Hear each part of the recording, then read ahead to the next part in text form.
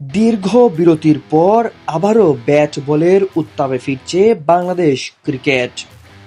T twenty বিশ্বকাপ অধ্যায় শেষ করে কিছুদিন বিশ্রাম নিয়েছিলেন বাংলাদেশের জাতীয় দলের ক্রিকেটাররা। তবে সেই অবকাশের সময় দ্রুতই শেষ হচ্ছে। ঘরোয়া ক্রিকেটে ফেরার প্রস্তুতির মাঝেই পাকিস্তানের বিপক্ষে ৩ ম্যাচের ওয়ানডে সিরিজের সূচি ঘোষণা করেছে বাংলাদেশ ক্রিকেট বোর্ড। ফলে মার্চের শুরুতেই আন্তর্জাতিক ক্রিকেটের রোমাঞ্চে ফিরছে মিরপুর। ৩ ম্যাচের এই ওয়ানডে সিরিজ খেলতে ৯ মার্চ বাংলাদেশে পৌঁছাবে পাকিস্তান ক্রিকেট দল।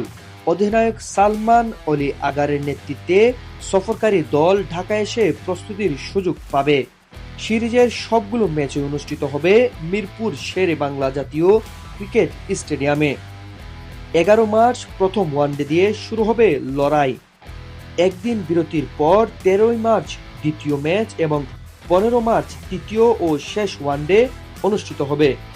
৩টি ম্যাচেই দিবারাত্রি এবং বাংলাদেশ সময় দুপুর ২টা ১৫ শুরু হবে।